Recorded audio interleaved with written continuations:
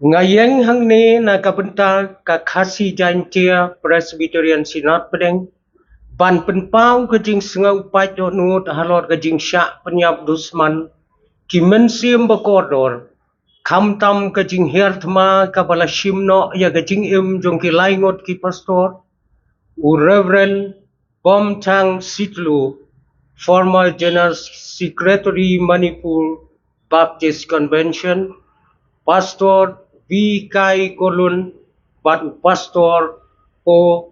Kolen. Ki balong ki syakri bakordor jong blai Hamanipur, hakine ki khindiat sengi ki baladap.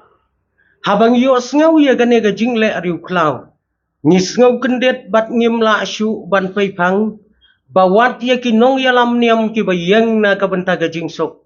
Bat ki bayale ban trei na kabenta ga sok kasain jong ki breu. Bat ki khun ga balang ru. Om don jing map syu.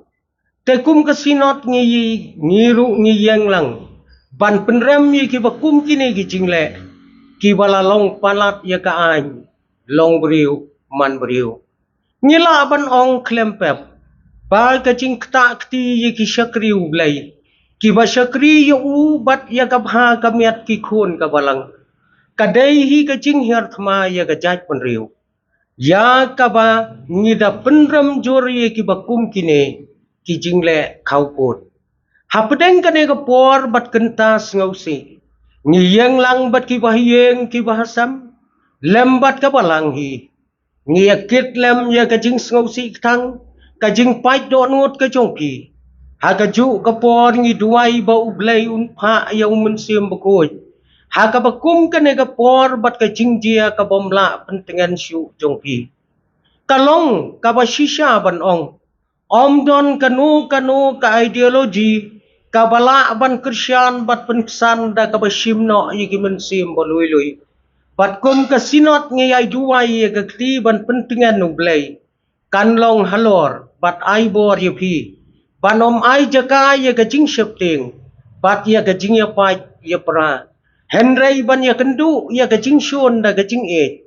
Ka jing ya le bat ka jing ya snam. Da ka jing kut jing mot maskam. Bat ka bomla apan ki. Sya ka jing terang. Ban yai be sya ka jing sok. Ni duai ru ba ublay unda penkup bor yupi. Da ka bor bakin jabnang. Haba hila le shitom. Ya ki bor jong ka jing dum da ka jing ay. Bat da ka jing slur.